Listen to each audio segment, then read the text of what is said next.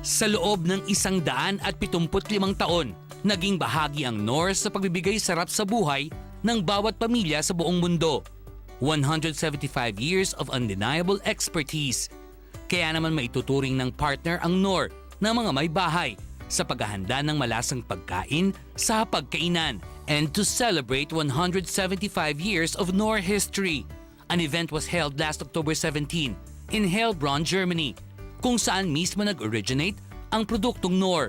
Naging bahagi ng pagtitipong ito ang kapuso nating si Suzy Entrata.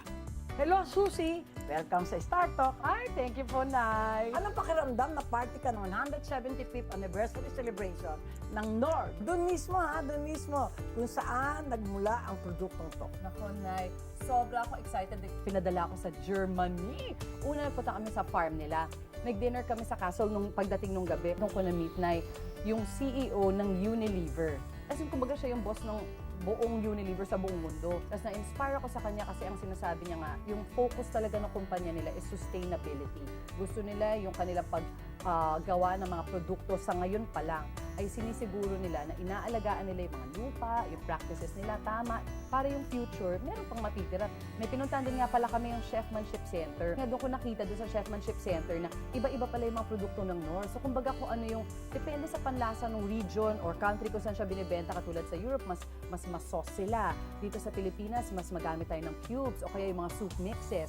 Ako, Susie, hindi naman lahat binigayaan ng husay sa pagluluto, no?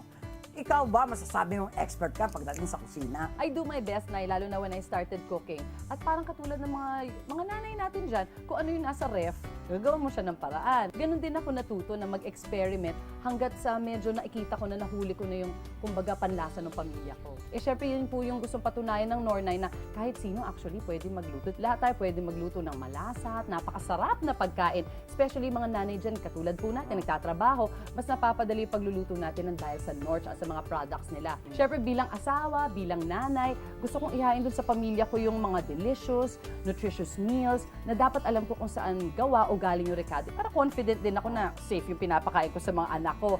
At itong Knorr, sure akong gawa sa natural ingredients dahil ako mismo nakakita at naka-experience kung paano siya gawin doon mismo sa Germany. Kaya siguro, love na love ka ni Paolo at mukhang punong-puno ng flavor ang inyong buhay pamilya kasi magaling kang mag-alaga. Thank you po, Nay. Eh, siguro naman kasi pag kunwari nabiyaan ka magkaroon ng pamilya, yun yung goal mo talaga, yung alagaan sila na mabuti by way of caring for them, cooking for them, loving them, spending time with them. At isa na syempre dyan, yung ipagluto sila ng masarap na pagkain.